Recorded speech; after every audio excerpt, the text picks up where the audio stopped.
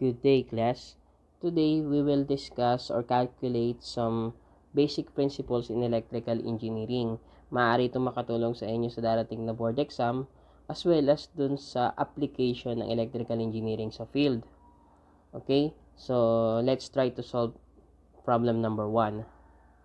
A certain wire having a resistance value of R and then the resistance of another wire identical with the first except for having twice its diameter is, so technically if we will analyze this problem, medyo kailangang pag-aralan talaga mabuti kasi we are talking about two wires, the first wire and then the second wire, which is twice daw yung diameter niya dun sa naunang wire. So technically maybe we can try to solve this one. Okay, gawin natin ay illustrate natin para mas maintindihan natin yung meaning ng problem. So, meron tayong wire. So, ito yung wire natin. Ito yung unang wire. So, yung length niya, ito yung wire 1 natin. Value ng L1. And then, ito ulit yung L2. Yung length ng dalawang wire.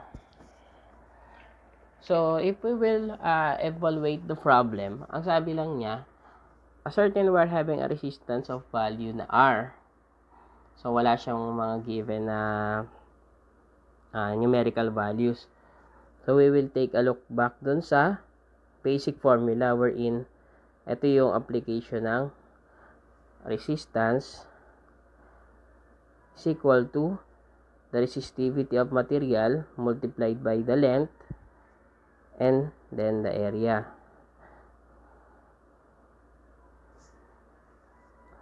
So, ito yung mga ano natin. Mga, sige, lagyan natin ng natin. Ito yung resistivity ng material. Ito yung area, syempre. And then yung length, yung haba. Okay. So, using this formula, yan yung ating mga basic na gagamitin. Okay. So, since based on the problem, we are talking about the diameter, which is dito magagaling sa area, extract natin tong value ng itong formula ng area. Wherein ang area ng wire will be equal to A is equal to pi over 4D squared. Review natin yung ating basic formula ng college. Okay. So, punta tayo doon. A certain wire has a resistance of R. So, technically, meron tayong meron tayong mga derivation na pwedeng gawin for us to calculate this one. Okay.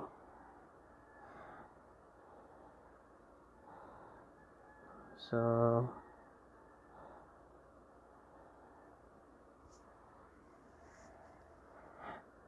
based on the equation, based on the formula na na-derive natin, we can say that R is equal to resistivity multiplied by the length all over yung area, which is equal to pi over 4D squared. And then dito sa problem na to, if you will try to read it carefully, so lumalabas na may mga constant value na dyan. Okay, so for this, ang magiging constant value natin ay itong part na to. We can denote this as K. So, pwede natin, ang gawin natin ay, ito ay magiging R is equal to K multiplied by 1 over D squared. So, dito iikot yung ating calculation para dito sa problem na to.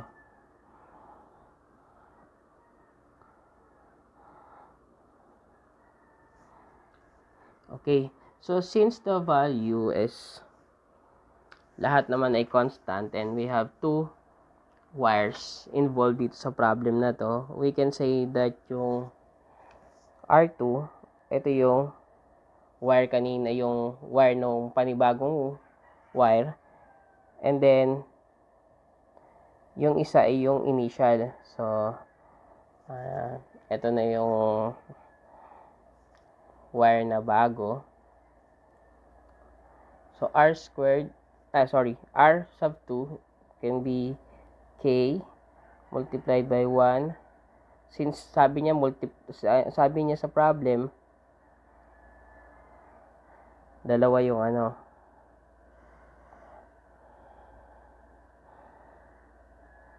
and then yung value ng R1, so as is yun.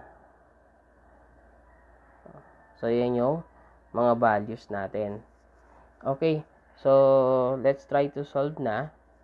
R2 over R1 can be equal to, R2 is equal to 1 over 2D squared all over 1 squared. And then, we can simplify this. R2 is equal to D1 over D sub 2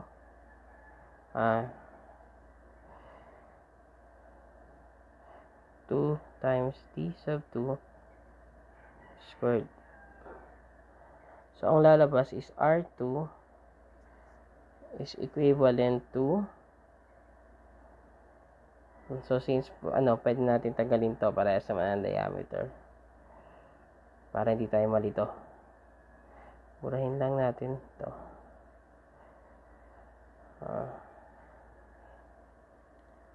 So, lumalabas na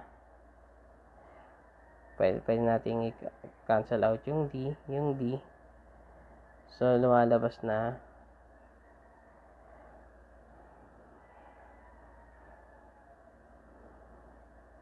may R1 pa pala dyan. Kasi, balikan mo to, karoon tayo ng cross multiplication. Okay? So, yan yung lalabas na value. So, magiging R1 multiplied by 1/4. Therefore, R2 is equal to R4. Yan. Yan yung value ng ating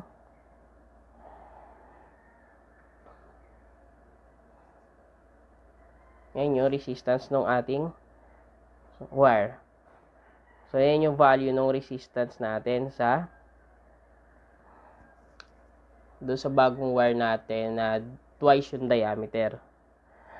So, the resistance of the second conductor or the second wire, which is twice the diameter of the first wire, is equal to R over 4. Okay? So, yun. Ganun kasimple yung question. Medyo kailangan lang talaga yung analysis natin para do sa mga value, especially pag walang mga numerical value na given. Okay? Okay, sige. Next, let us proceed with the question number 2. Okay. For question number 2, ito, medyo may mga numerical values na kaya mas ma-apply natin yung ginawa natin kanina. A given wire has a resistance of 17.5 ohms. If the length is 560 meter, how much length must be cut off from the wire in order to reduce its resistance to 12.5 ohms? So ito, we are comparing again for two similar wires. Basically, parehas na parehas. Kaya, ang pinagkaiba lang dito is the resistance as well as the length. So, maybe we can do the calculation with the same approach katulad ng question number 1. Okay, so, let's try to solve naman. So, for the illustration natin, same value, same okay, so ito yung wire. Pasensya na sa wire So, sabi kanina, ang length niya ay 560. Okay.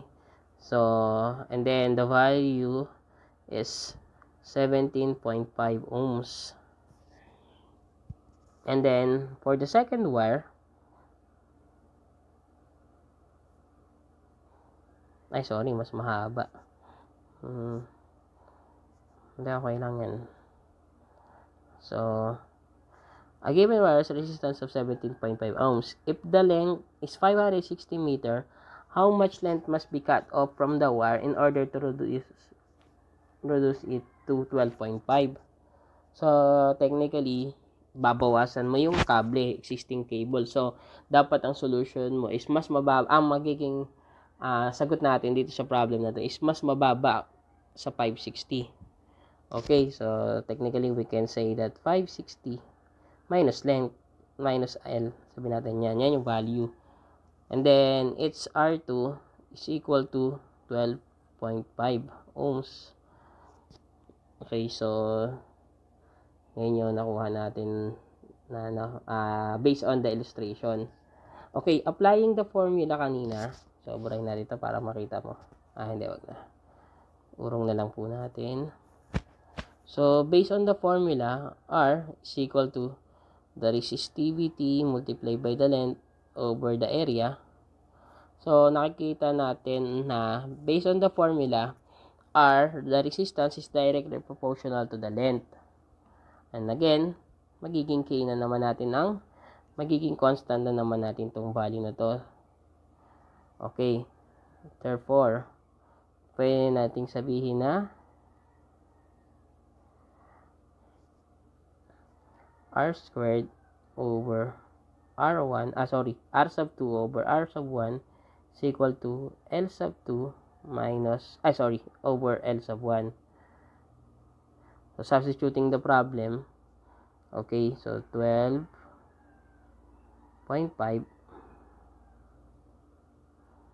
all over 17.5 is equal to 560 minus L over 560.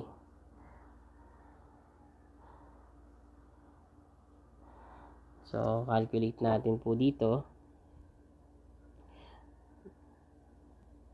12.5 multiplied by 560 which is equal to 17.5 multiplied by 560 minus L. So, ang lalabas dito ay divide both side natin by 17.5 para ma-cancel out po ito 17.5. So, ang lalabas dito ay 12.5 minus multiply by 560 all over 17.5 is equal to 560 minus L.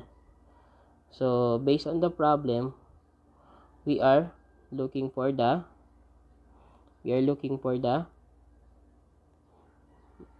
value of L. Okay, so bali, if we will transpose this, L is equal to 560 minus, calculate natin to, 12.5 times 560 all over 17.5, which is, pagka kinompute po natin using yung calculator natin, it is 12.5 multiplied by 560 all over 17.5, which is equal to 400. So, 560 minus 400, L is equal to 160 meters. So, ayan po yung value. Ngayon, balikan po natin yung question kanina. A given wire has a resistance of 17.5 ohms. If the length is 560 meter, how much length must be cut off from the wire in order to reduce its resistance to 12.5 ohms? So, since we already calculated the value of L, which is 160 meter, therefore, yun yung pwede nating i-cut dun sa wire na yun para ma-attain natin yung resistance na 12.5. Okay? So, ganun lang po kasimple. Okay, so maybe we can proceed with question number 3. Okay, for question number 3. Okay, this is a very simple application na ng ating conversion factor, especially dun sa site.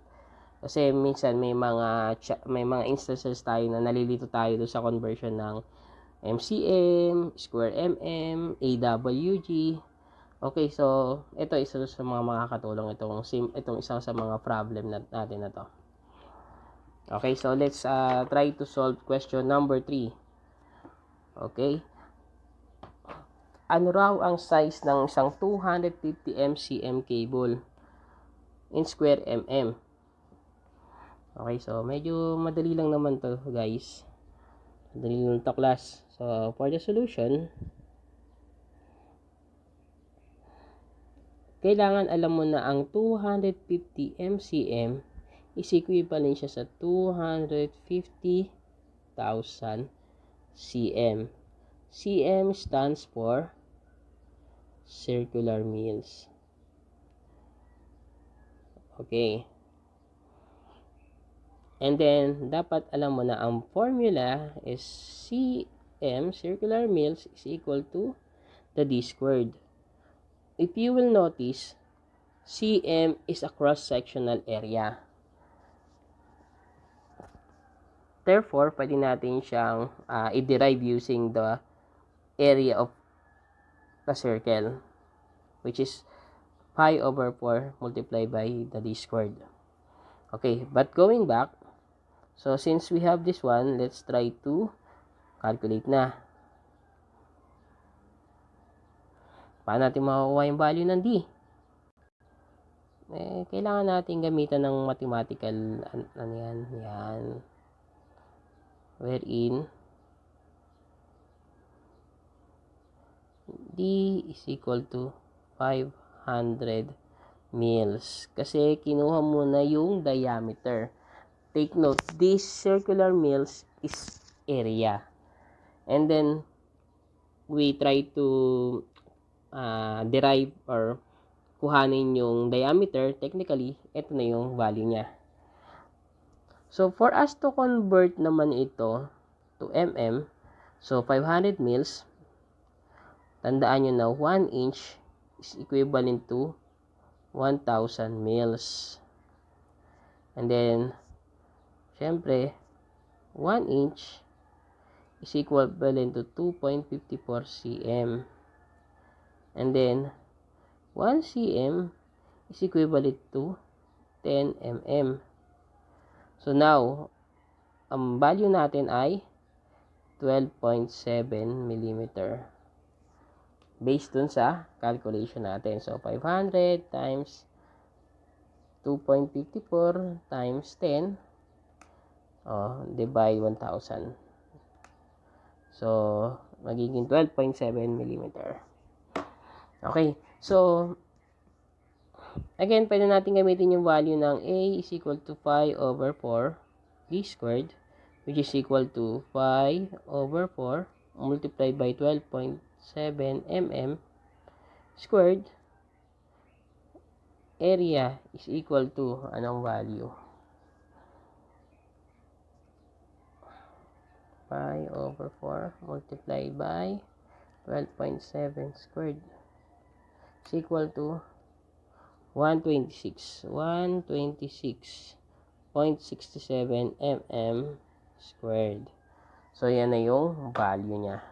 Okay? Napaka-basic na basic lang. Okay. So, punta tayo sa question number 4.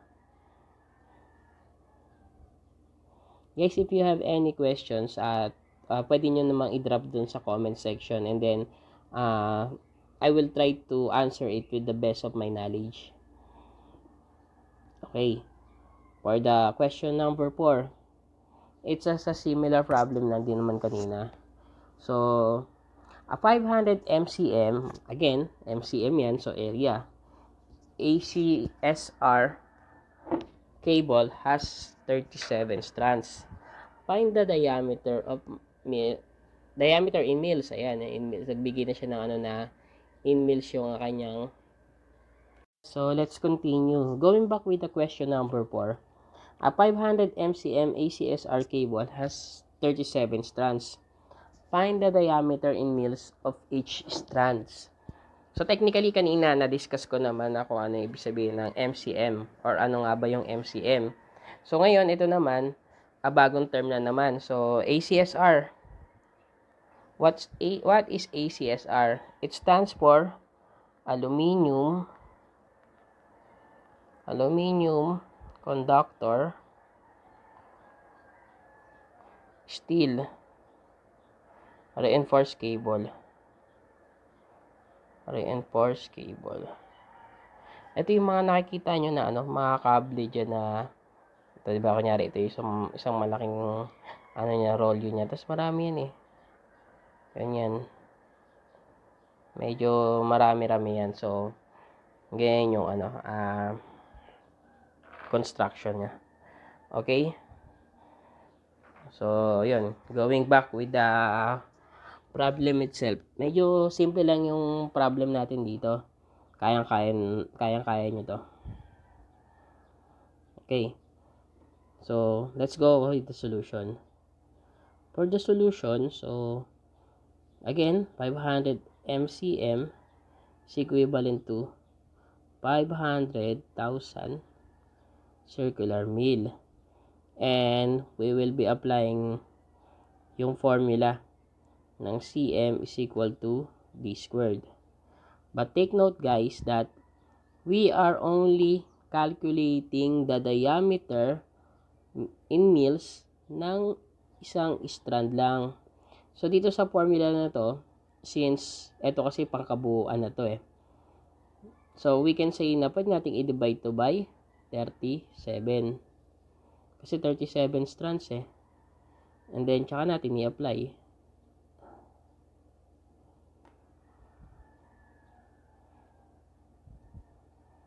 So, ang lalabas, D is equal to 500,000 over 37. Yan. Therefore, ang diameter natin ay, calculate natin. So, 500,000, 1, 2, 3 over 37. And then, the diameter is 116.24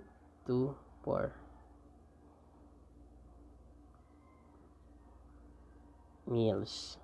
Okay? So, if you wanted to convert dun sa ibang mga units, katulad nung ginawa natin kanina, pwede mo may convert. Kaya lang, when it comes to dun sa, pagka ang reference mo kasi is yung question, mils lang naman na hinahanap. So, medyo, stop na tayo dyan. Okay? Okay, so, last problem tayo for today, class.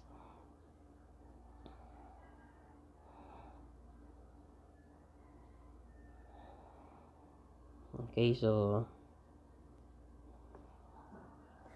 last problem for today. A copper transmission line is to replaced by one aluminum having the same resistance. If the cross-sectional area of the copper wire is 250 MCM, what will be the cross-sectional area of the new aluminum conductor? Okay guys, itong problem na to madalas nating ma-encounter to sa site. Particularly kasi sa mga transmission line, mas nagiging economical siya kapag ang gagamitin mo is aluminum. Siyempre, although mas maganda yung copper resistivity ni copper compared to aluminum, but still we can use this aluminum pa rin as a conductor natin. Considering, siyempre, dapat ma-calculate natin yung value ng aluminum para maging or mag-swak siya dun sa requirement natin. Kasi dito, kailangan natin palitan yung isang 250 MCM na wire cable, not wire. So, kailangan natin palitan. Ano raw yung equivalent niya dun sa aluminum? So, kailangan parehas sila ng resistance. Okay, so, let's try to solve. So, in this problem, we will be using the formula of R. Ito yung lagi natin ginagamit. Is equal to resistivity of material multiplied by the length over area. Okay. So, tandaan natin na ang resistivity ng aluminum is equal to sa 17 ohms per 17 ohms circular mil per foot, while yung ating copper and then copper is 10.37 circular mil per foot. Walang given na L. So, technically, we can say that L is constant. So, sa parehas na wire. Okay, so we have the resistance of the aluminum is equal to the resistivity of aluminum, and then, since L is constant, and then, yung area ng aluminum. Kasi ito yung nahanap eh. And then, yung resistance ng copper is equal to resistivity ng copper. Again, length is constant, therefore you can use this one. Then the area ng copper. So if you will analyze the given, meron na tayo nito, meron tayo nito, meron tayo nito. Constant naman si L, constant din si value ng R kasi nga dapat pareha sila ng resistance eh. So, ang hinahanap natin ay ang area ng aluminum conductor. Okay, so let's try to derive, and then pagkatapos natin ma-derive ay pwede natin siyang i-apply.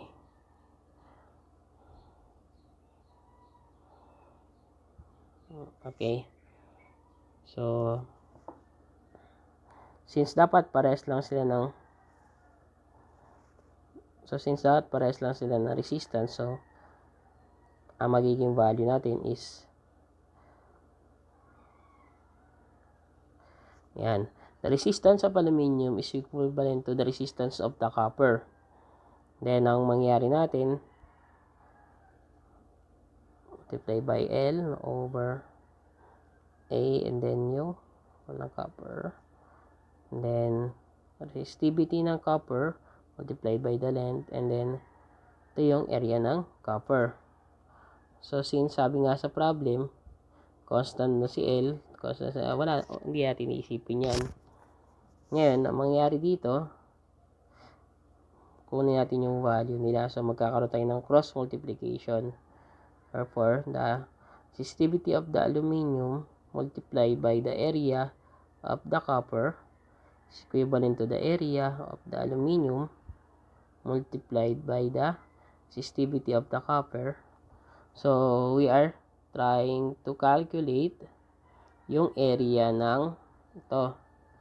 Therefore, divide natin siya sa area ng sa resistivity ng copper para makuha natin yung value.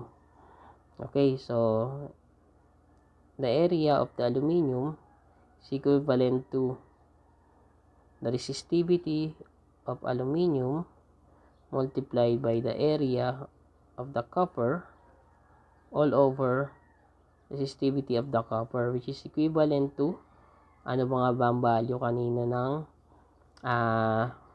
aluminum is 17 ohms circular per feet. Multiply natin sa area ng conductor, which is, ito na nga yun, yung 250 MCM kanina. So, MCM, which is equivalent to, divide natin sa 10.37 ohm cm per foot. So, cancel out natin ito, mga cancel out natin. Ang matitira na lang ay yung MCM. Tama-tama yun kasi area lang naman ang hinahanap natin eh. So, 17 multiplied by 250 all over 10.37. So, we can say that 409.83 MCM yung area no wire no para palit natin doon sa aluminum. Yun yung size ng aluminum conductor na pwedeng ipalit natin sa 250 MCM. Halos times 2 ah. Okay? So, class, if you have any questions, suggestions, inquiries, i-message nyo lang siya dun sa comment section natin sa baba. Okay, so that's all. Again, this is Engineer Jordan Velasco.